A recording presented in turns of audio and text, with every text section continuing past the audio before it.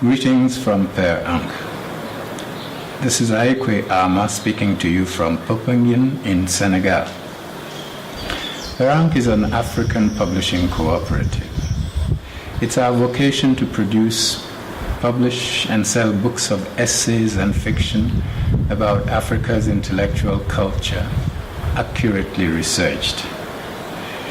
The Healers is one of our books. It's a historical novel set in the 19th century, in the period when Europe and America shifted from their slave-raiding economies in Africa to set up a different form of extractive economy, the export of African natural resources managed by plantation-style states. At that time, these wealth-exporting states were called European colonies. Today we call them African countries.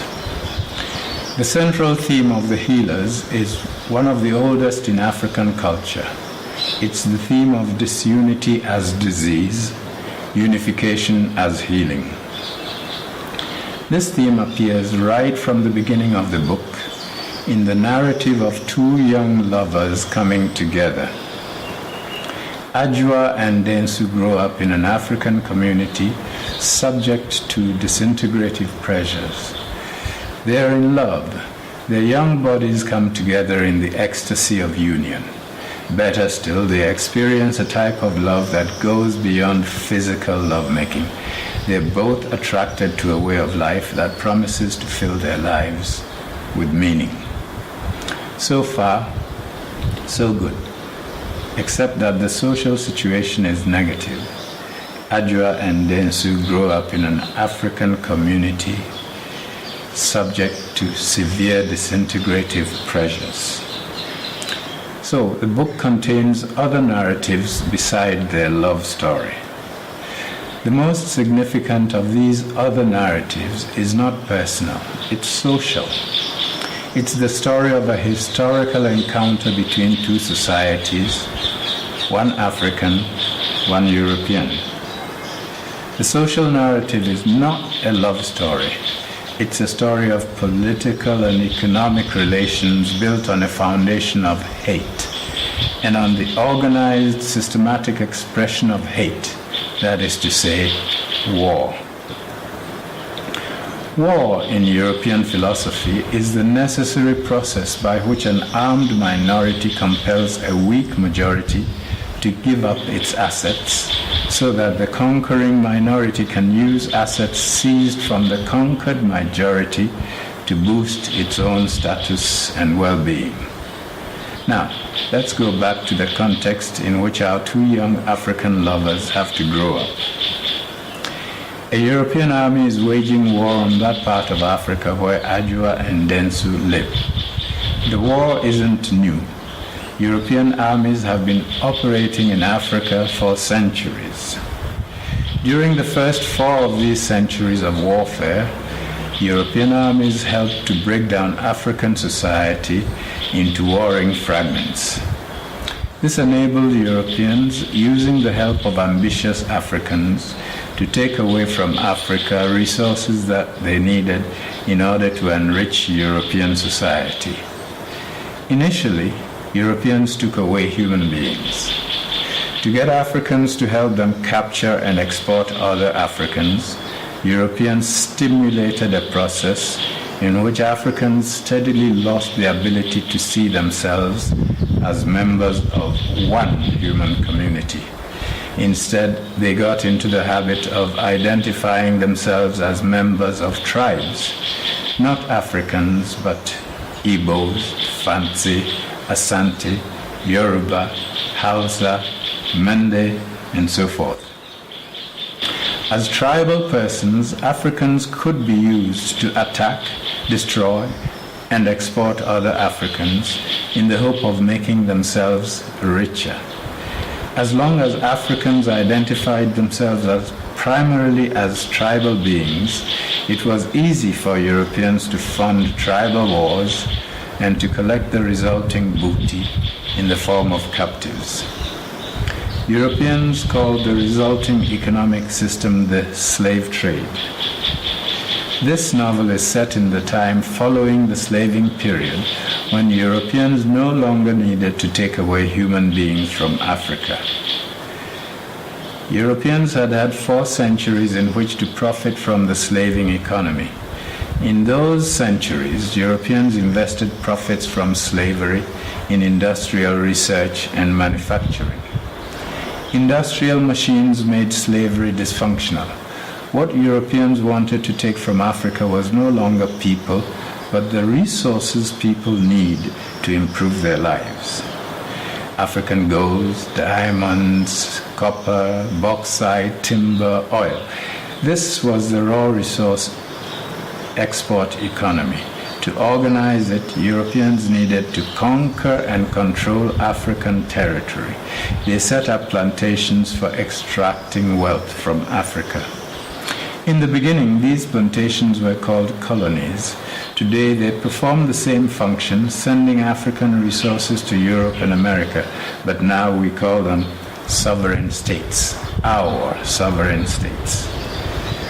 European colonies in Africa were perfect machines for the removal of African resources for use in the construction of European prosperity. The process impoverished African society, but a small minority of Africans could grow relatively rich if they positioned themselves to help the invading Europeans establish their resource export machines. This is the confusing context in which our young lovers, Adjoa and Densu, grow up. The situation confronts the 2 young persons with difficult life choices. Should they integrate into the European power system and economy in the hope of becoming members of the African elite? If they do that, they will become successful Africans because they will be given a small share of the new globalizing wealth and power, even if African society on the whole remained poor. Or should they work against the disintegration of Africa for African unity? These options are about visions of power and well-being, cultural and political visions. 1. The vision that puts Africans on the side of the European invaders, that is an elitist vision. It holds out a hope that the European power system will produce great wealth, power, and prosperity. All this power will belong to Europeans, but a small number of Africans will be chosen, saved, educated, privileged from the impoverished society, and they'll be given a share of this global prosperity. All they have to do to merit their share of privilege is to integrate into the European system and to work to maintain and strengthen it. This is the European vision of success for Africans. It is elitist. It offers salvation and happiness for a few Africans. Is there a practical alternative to this European elitist vision of success? Well, in the novel there is. It's a vision of working and living together that is not European but African. It's not elitist but cooperative. It's not hierarchical but hetarchical. Now let's describe the practical shape the vision takes. A group of persons motivated by a shared vision that comes from the most ancient of African values choose to live together, to work together, seeking a shared goal, healing work. They don't aim to become individually rich. They hope to make their society rich and to enjoy that increasing wealth with everybody in that society. The group lives apart from the larger society, but it interacts constantly with it whenever there is work for it to do. They just take care not to get absorbed into the European system. The healers practice a way of life that the larger society has forgotten during its strenuous attempts to cope with, to adjust to, or to succeed under centuries of destruction. The defining characteristic of the healers is their ability to see African society as one. To the healers, unity is not a tactical slogan, something new and instrumental in a temporary struggle. For the healers, the concept of unity is a natural principle, historical and teleological. The healers know it because they know African history, something the larger society has forgotten. Individuals in the larger society are too busy hustling or coping to care about Africa's lost unity. But the healers think it is retrievable, and they're willing to spend their lives working for that retrieval, because for them, the retrieval of unity is the retrieval of health. That's their work. In that work, the central organizing value is the concept of disunity as disease and of unity as healing antidote. The healers work on 3 levels. Physically, they work to reverse bodily breakdown and disunity. Against psychosomatic illness, they work to restore the broken unity of bodies alienated from their souls. On the social level, they work to reawaken the lost sense of a common humanity between divided African groups, families, tribes, clans, religions, classes. What attracts Adjoa and Densu to healing as a lifetime profession is that the healers have a practical philosophy of life, and it's based on love, not hate. That philosophy is articulated around wholeness as a life-giving value. Choosing to work as healers means these young persons commit to searching constantly for ways of restoring natural and logical unities, however long lost.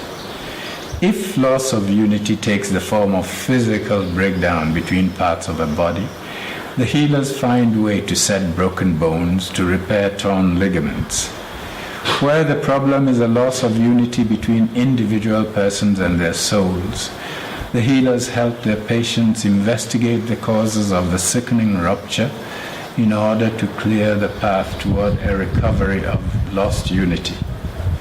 And where the disease is social, turning fellow Africans into tribal, national, or religious enemies, the healers remind the lost souls of a time before tribal enmities and help them retrieve their innate capacity for social cohesion. Ultimately, the work of the healers is about unity as a central, necessary, life-giving value. It requires knowledge of plants and substances with a power to help in the restoration of lost strength through unity. It requires knowledge of African history all the way back to our most ancient beginnings, because that kind of history-based self-knowledge contains antidotes to the divisive poisons that corrode society. In that sense, the way of the healers is no different from a way of knowledge of Africa's ancient regenerative values. This is what the novel, The Healers,